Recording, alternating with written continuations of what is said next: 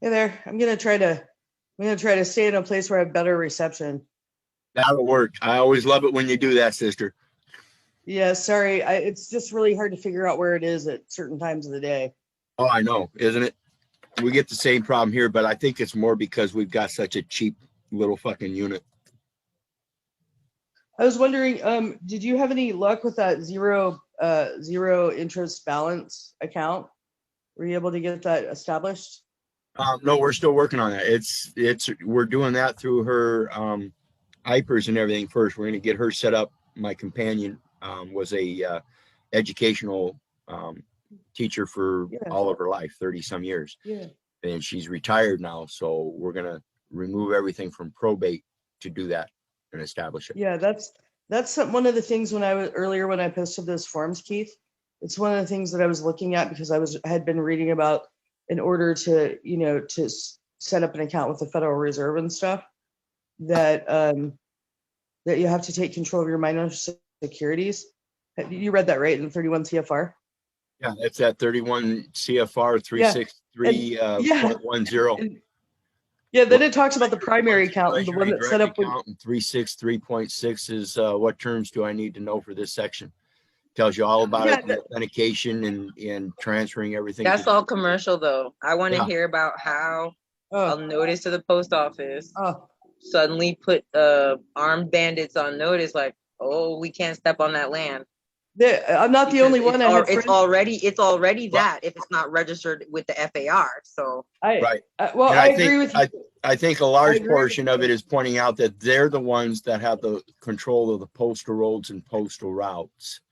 And it's putting them on notice, and therefore it's it's like the lead system. I think there's gonna be an automatic notice goes out and says, okay, there's a red flag on this property, which I don't particularly like because it still puts it in their system. Well, that's where I differ maybe from you guys a little bit, okay? Because when I started realizing, I realized that I agree with you guys on what we study, but my approach is a little different. Is that I'm like, okay, everyone's getting pulled over here on the side of the road and getting harassed. I was one of them. And I just want the system to know to leave me alone. So how can I do that? And so that was my approach. So then I was like, okay, well, everything is either in private, it's a private correspondence. Okay. And that comes from where someone is not domiciled, but their domicile. Okay. And then there's also business that needs to happen between, say, like, me being the executor of a business or a state or whatever for my family, sending those correspondence. So I realized that there was different ways. And that took me a little bit of time to wrap my head around how much all the banking is literally done through the conveyance, through the post office. And then I was like, well, where's the difference? What happened with the post office and how it used to be the stamps were considered money and how it's still consideration, and there were multiple treasuries, and how the Social Security was set up. And then, real quick here, and then it came down to that's the importance of realizing the postal system that regulates the judicial system, which regulates all banking done with the central bank. Well, the postal roads were created because the post office was the post office, the bank, and the court. Yeah. That's what the Constitution. And it operated in a military fashion for security reasons of that mail. Yeah, and so that would have happened like the Northwest Ordinance. They sent in, he went in and it was, okay, well, I'm here and I'm the governor, and these three guys right here, they're setting up posts here, and they're the judicial officers. So what I recognized, it took me a long time to figure this out, that there's actually, there's a union between two separate trust management companies, and that one of them, and there was a particular form that when I'm communicating with their system, not man on man, not like me, woman, having a private correspondence. But when it's like, hey, official, put it in your system, that is, I do that. And I did set up a crit and a mid for that, to do banking, to move stuff out of the public into the private, which, some people don't want to believe that there's an estate, and that's fine. But so I did do that. And I haven't had any problems since then, which is good. In their system, it actually shows that the location has a separate jurisdiction. Yep. And this is what we were talking about earlier in the first Zoom: agricultural and mechanical colleges, college aid land appropriation. Why do you think I adopted the Library of Congress? It's connected all them colleges and universities, which are land grant universities. Method of apportionment and selection: issuance of land scrip. Now, everything everybody else is using in this military system for obligations and other securities of the United States is known as commercial scrip or military scrip. We're not part of either. We need the issuance of a land scrip. Who issues that?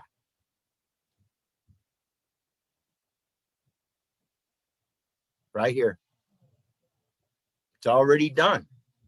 What is done is what ought to be done. There is nothing new under the sun. It is written, so shall it be done. It's already done.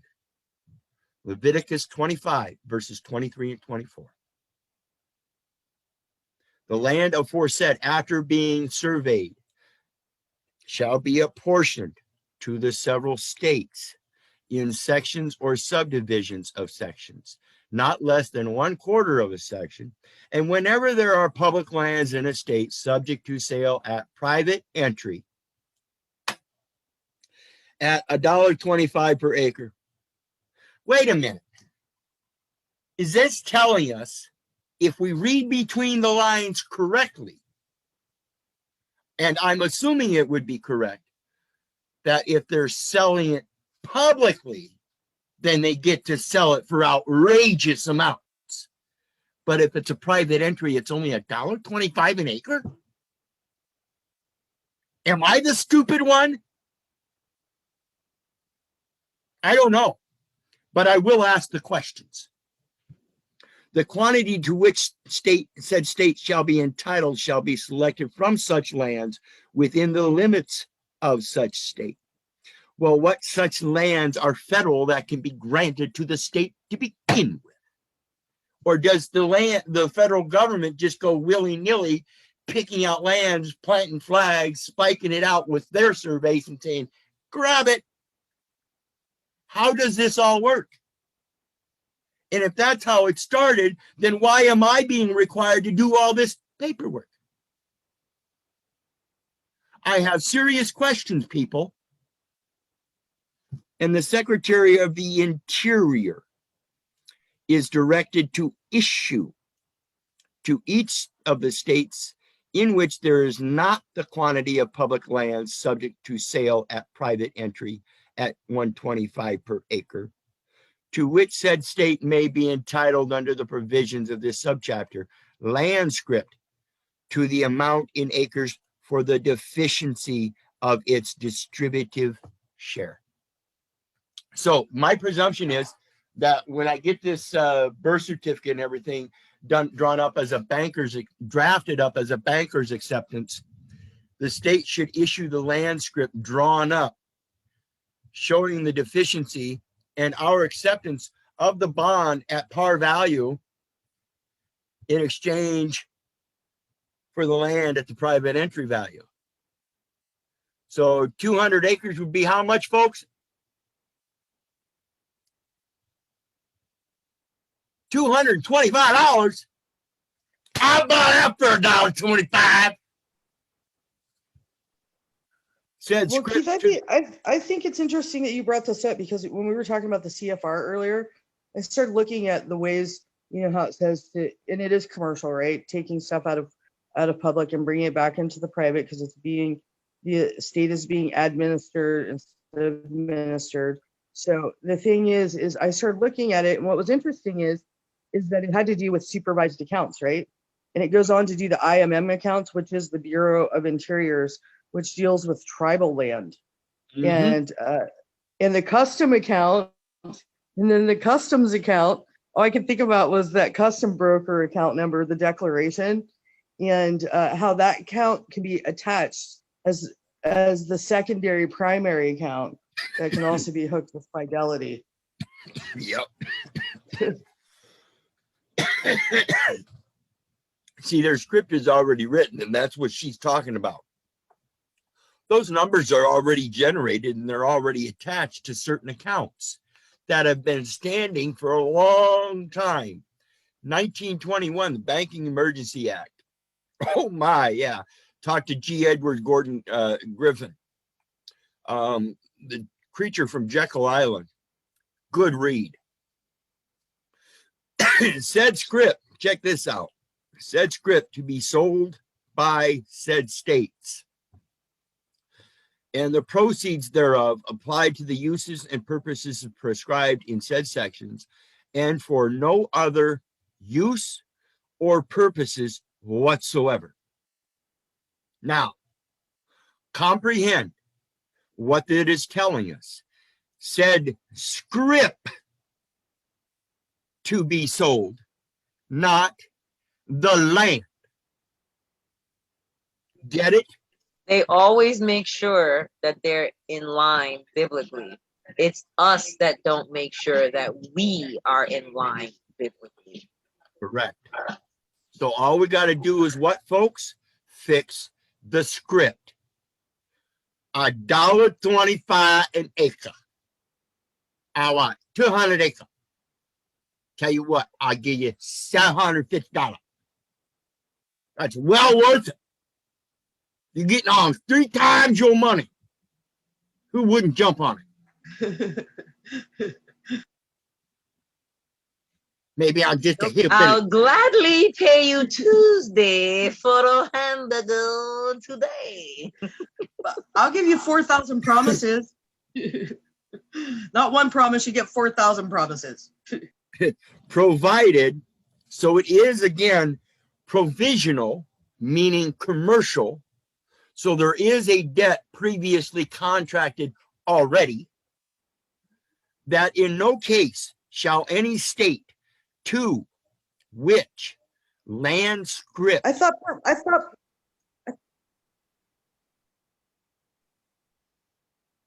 may thus be issued be allowed to locate the same within the limits of any other state. What's that telling us? Well, Keith, I thought the provisional had to do with the church, because the church came in to take care of all the abandoned Indians. Provisional law is provided by somebody in place of the government that has abandoned the seat of government. Oh, shit. Army. That in no case shall any state to which land script may thus be issued be allowed to locate the same within the limits of any other state.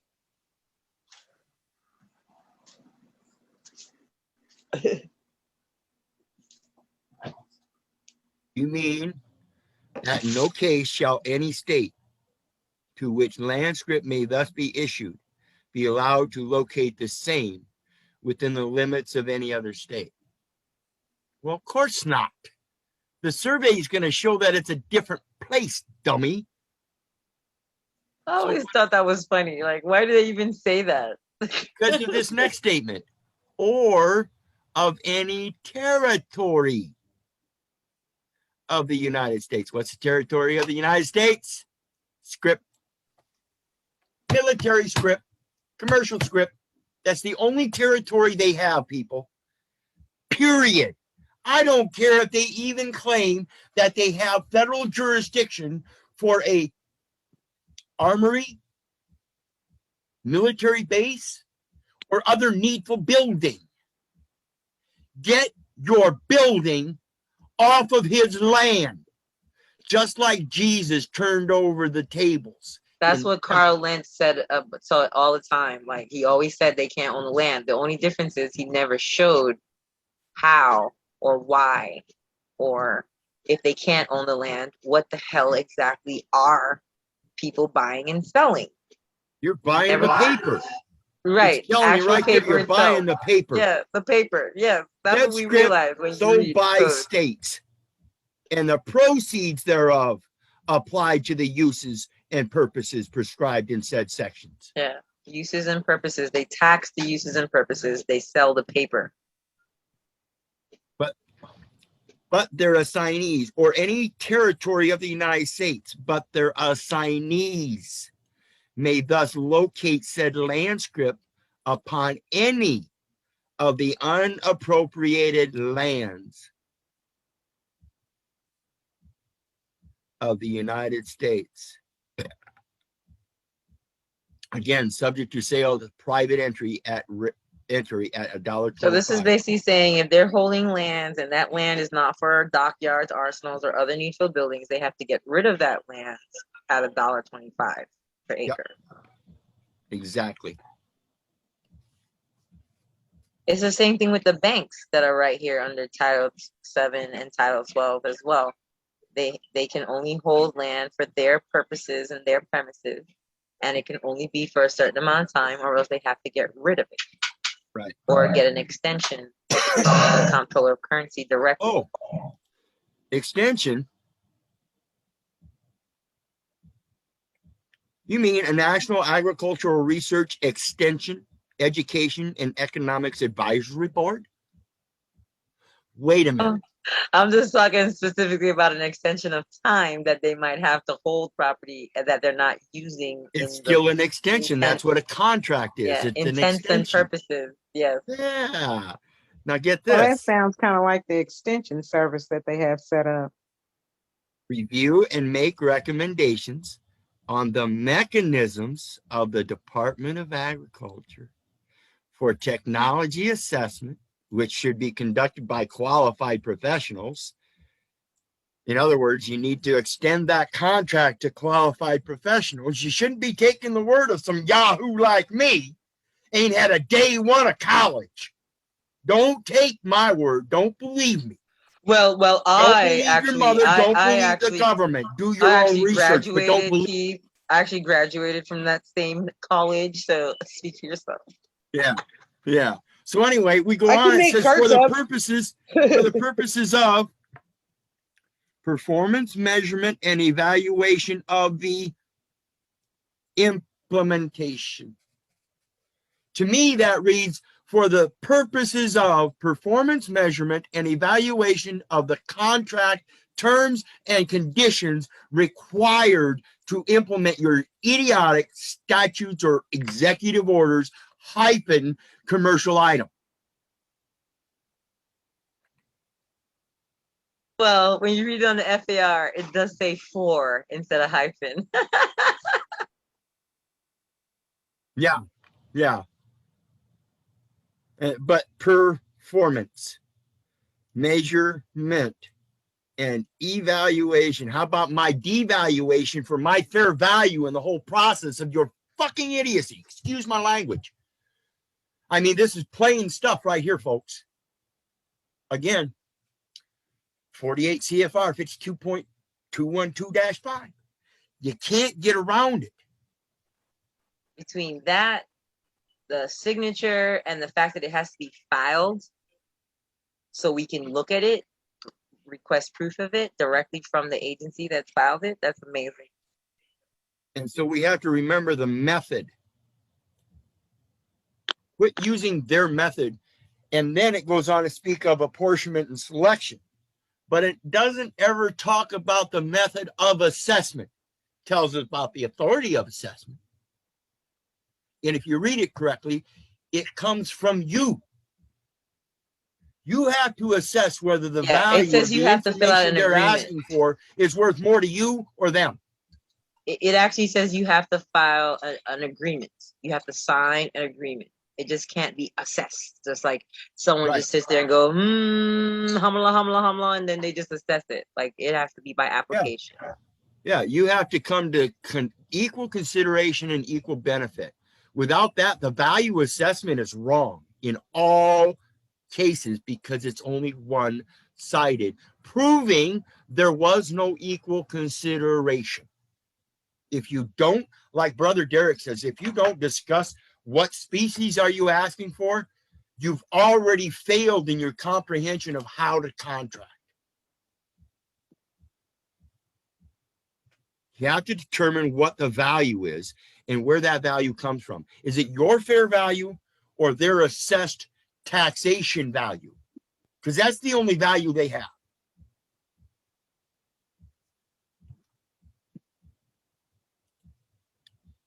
So we have to devalue it or re-evaluate it, which is the deficiency by putting the full value into it. This is what I talked about.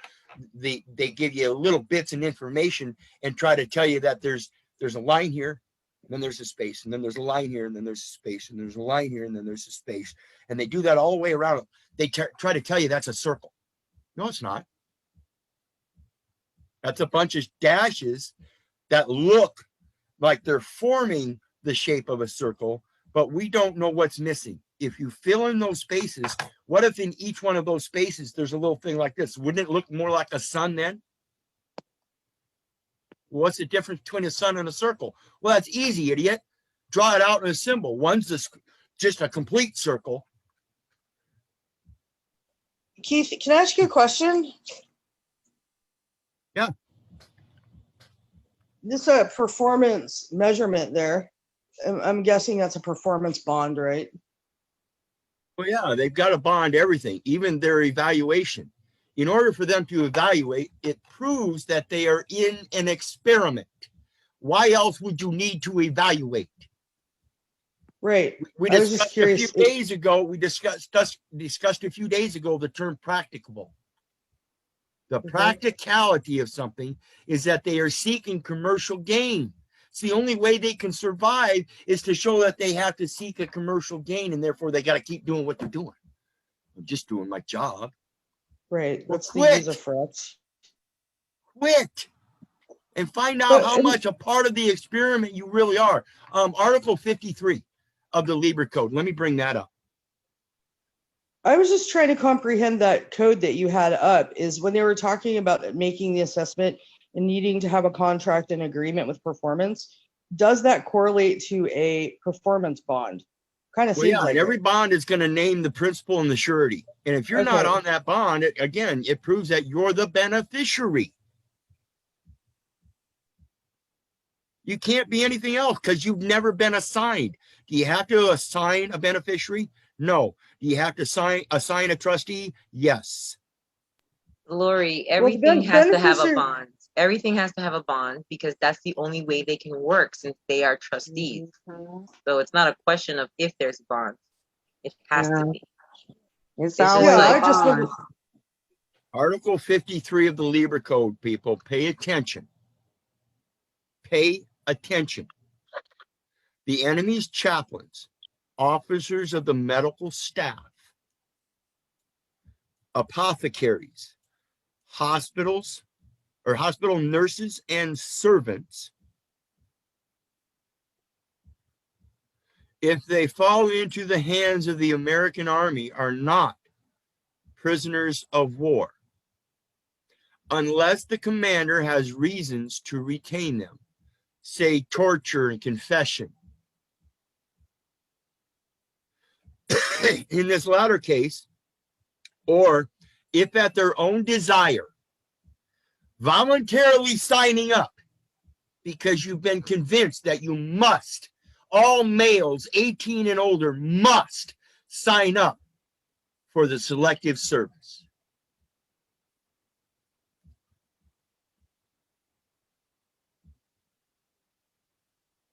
Don't ever be confused. It's not my selection because I've been selected myself. Sanctified and ordained to finger your bullshit. If they fall into the hands, at their own desire, they are allowed to remain with their captured companions. They are treated as prisoners of war and must accept military script for their per diem for doing their nick job, and may be exchanged if the commander sees fit. I don't volunteer for nothing because I ain't got nothing to volunteer. I'm not yours, and you can't prove I am. I've already proven that I can't possibly be yours, for he made all things, and I fear not an entire army. For I have been redeemed, I have been called by name, I am his, and nobody can anytime, yesterday or tomorrow, or will they now, rebut that in any spiritual scriptures. They all recognize the same thing. No one has authority over another. We're to do unto others as we would have them do unto us. Period. I think, Lori, you might have said it, but who did you file your notice with? I took it to the Postmaster General. You physically went into a local post office and gave it to them? Yeah. Mm-hmm. Yeah, I did. Because, there's the USPS right there, and then there's the post office.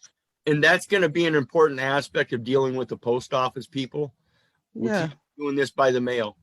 We can't be doing this by phone. We have to go to them and do it in an educational forum in peace in the back room. Yeah. Specifically private. Yeah. You can't go to that front counter and do this stuff. You have to make your notices in the private with the postmaster in the back room. I'm just trying to get to the point where what you hand in so that cops all of a sudden are like, oh my God, I can't step on that grass. That's what I'm looking for. Oh, well, I think that had more to do with what happened at the with me setting up the different accounts.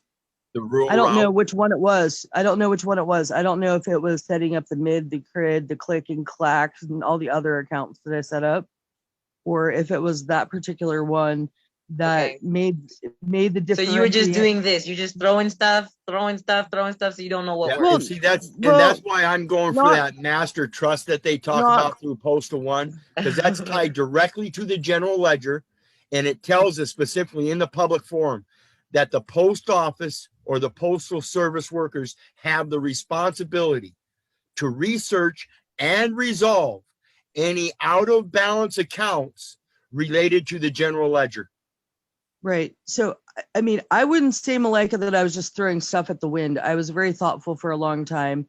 I did a bunch of research and recognizing that I actually did want to take care of business that I needed to correct, and that I wanted to do it in a way that conforms, that's ethically in alignment with my morals. And those accounts that she's talking about are still tied to the general ledger. It's just the master trust one is one that you can do because it's just a trust account. It's not a commercial account known as a customer identification, whatever. So I'm trying to repent truly and take care of my mistakes. And this is the way that I feel called to do it. And when I recognized that there was the difference between the postal road and that there was this overlay, it took me a long time to figure out where the difference was.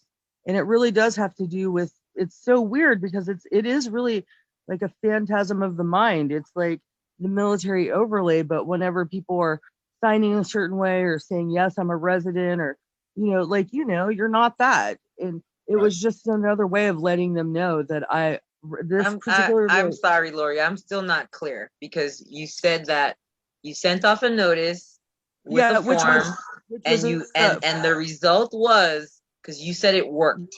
And I'm not trying to pick on anything, because you said it worked. So now we're trying to narrow down exactly what worked. It was a change of address from a federal address to a rural route.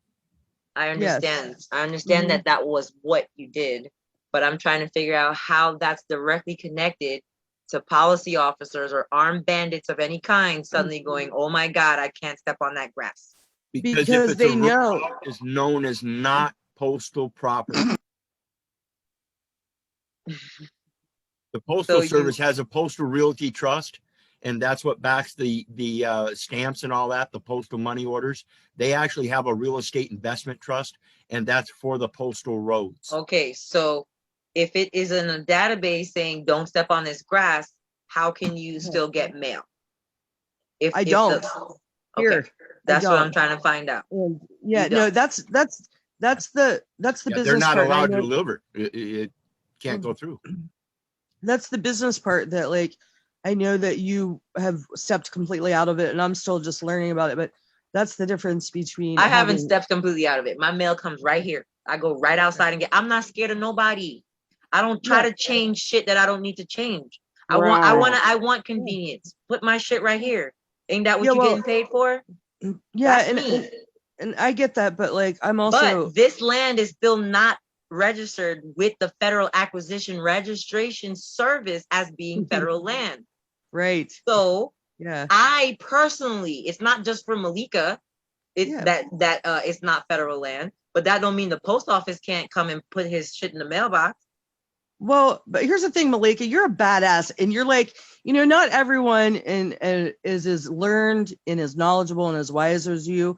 And so I have learned so much from you. Thank you. And I agree with what you're saying, but I just really opted for the way that I thought would be the easiest. Yeah. I'm not trying to like compare our ways. I just want you to know, like, I don't have any special thing that my mail comes right here. Yeah. So I'm trying to figure out to help other people. When I'm asking questions, it's always to help other people that may have their life set up in a different way. And so what you did may help them because they might care. A lot of my friends are like, oh, I don't want mail coming where I might sleep. I'm lazy. I want the shit. I wish they could come and bring the shit to the door. Like I said, I've not filed any documents. So what I did was I just quit using an address. Everything I do, everything is a care of with at least a 4 or 5 line address proving it is foreign jurisdiction. Yeah, but that's actually not care. Mostly, I mean, maybe it's care of, but most of the time it's clearing office, which is banking. Right. Because if I'm operating as a bank, it would be clearing office. I use it as care of. Right here. And if a policy officer shows up and he doesn't have a warrant, I know I have the right to Libra Code 44 his ass. Yeah. Well, okay. So, yeah. But so the form, Malika, I think it's 4323. I think that's the one. It's a post office form, a postal form. Yeah. And they won't just pony it up real easy because they're not into letting people know about the Pony Express. But it actually, in their language, how like people in person, as opposed to like the, what is it, the 3757, it differentiates the difference between a natural man and woman and a person that's engaged in commerce. So that is something that people can look at. And what was the form? I think it's a 4323 or 4232. I might be able to get away with that over here where I live at. Yeah, I mean it's probably good. That end user, like it's probably big as a nickel. It's tiny. Your post office is as big as a nickel. The post offices aren't even on federal land. The post offices are not even on federal land, so they can't mess with me at all. I will Article 1, Section 8, Clause 19 question they ask every day. Is this Article 1, Section 8, Clause 17 lands? Is this like registered in the Federal Acquisition Registration System? Like, I mean, it might be if you're the federal registration. It could be if you're standing on top of it. Like it could be, and it should be, but it isn't. They have a map. They have a map of every so-called state, and they have dots where the alleged federal lands are. And most of them are bases of military bases, but not even every military base is on one of the dots. So of course, not every post office is on one of the dots. Not only that, that's true. They're servicing branches. The local store right up the street is kind of like that. It's a servicing branch. It's called a substation for the local post office.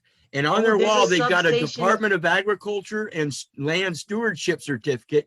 And they use that because it's a store that provides agricultural products. It doesn't grow them on there like it's, should be done. Right, get this is a local community garden. Come help with the garden and pick what you need for the day. but we're gonna steward the land by putting a big concrete parking lot on there and call it premises. But like 2 miles from me, there's a post office, and it's the funniest thing because the police station is located in the post office. So is the Supreme Court. So is the Supreme Court. I go down the road. I like imagine everything. Listen, how I'm set up. Like I have a Blue Ridge address. All those vital statistics at the post office. I'm like 8 miles from Blue Ridge, but a mile from me is Epworth Post Office, which I go to a lot. And me and the girl that's the Postmaster General are pretty close. She's like, if you need any stamps, I can order them for you and get them here for you. Now, 2 miles down the road is McKaysville Post Office. And I go to it a lot. And that's where the police station is located. And I laughed the first time I saw it. I was like, that's how it's really supposed to be set up because it's the court system. Yeah. And it's also the bank. Yeah. It's the actual bank. As it's supposed so this to is be. the part that a lot of people do not realize when they're sending registered and certified what they're doing. Like I've been on a couple calls recently where I'm like, oh shit, you're literally going to convey all of your property through the mail, just like that, through customs, because people have been taught wrong. And I know I haven't. I mean, thank God for Malika and, first of all, the creator, Malika and Keith and a few other people that helped me to really start being able to have reading comprehension. And it was like a huge light bulb when you cross the border. Customs declaration. Yeah, you got to declare items. And it's a custom account. I'm sorry, I'm not a mule. I'm not a drug mule. Leave me alone. Out of Puerto Rico, but get the ATM. You muted, Euro. So that postal, you know what, Key? I think I got a Postal One account. F up on you? Yeah, that's great. You should do that. I mean, when you really start reading with Equity and seeing what they're doing, like as I started reading, and I started to realize how stamps, like first of all, the first bank was the treasurer and it was a post office. And then I started being like, stamps, huh? Because everything's supposed to have a stamp on it. Well, what's a stamp, really? And then realizing what these stamps federal scripts. They used to put stamps on money, paper money. No, that it was money. That's what I was just about to say. The stamp is the money. That's why we stamp with this. That's the collateralization. That's why they tell you no paper is good without the seal, without that stamp. They call it a signature. It got to be there. Mark, a logo, a sign, an emblem. Yep. So see, that's why I don't use my thumbprint though, because of the biological take that they have already that I'm trying to get back. I don't use it either, but I use an autograph in lieu of. So yeah. Well, and that was the interesting thing because you guys I went into your group and I watched the one on the franking rights and I got really like bent on that one a little bit because it's like the whole idea of people being self-governing and if you're self-governing then and you have property rights, then you're like part of Congress in a way, which was the franking right. So I was reading a ton about that. And the whole thing is that the only time that it's actually considered a debt or an obligation of the United States is if it's canceled in black. Do you know that, Malika? Did you guys read that? Yeah, we went over that, I think, a little bit in the franking mail class. Yeah. And we could definitely do a part 2 and get more into the details. But everybody needs to know that in order for us to grant a right, it first must be ours. So if we've granted the fact that they can just signature, that means that's our natural right as well. So when people even though the franking class, we go through a lot of information at the end, you should just be putting your autograph up there. And that's it. Yeah, see, a lot of people have been enfranchised and they've caught up in this American dream of a franchise. They think themselves disenfranchised. They think themselves disenfranchised when they've been enfranchised, which is the problem. Without realizing we should be frank, which means first, not frank. Right, but they have accounts. Second. But those accounts, see, that's the difference that people aren't doing that I'm looking at. And I could be wrong, but it's what I'm being called to research. That's why I'm doing the master trust. And with that, we're just about out of time. So thanks for joining me twice tonight. I love you all. I'm done for a while. I'm going to consolidate my info and come back again in a few weeks or so. Okay. Love y'all. God bless. Love you guys. I wanted to hear what you had to say at the end, Lori. So real quick. So the black franking and the franking rate, that it's actually attached to an account. yeah, but see, we don't care about that because they have accounts that they need to track shit. I don't need to track anything. Yeah, congressional account.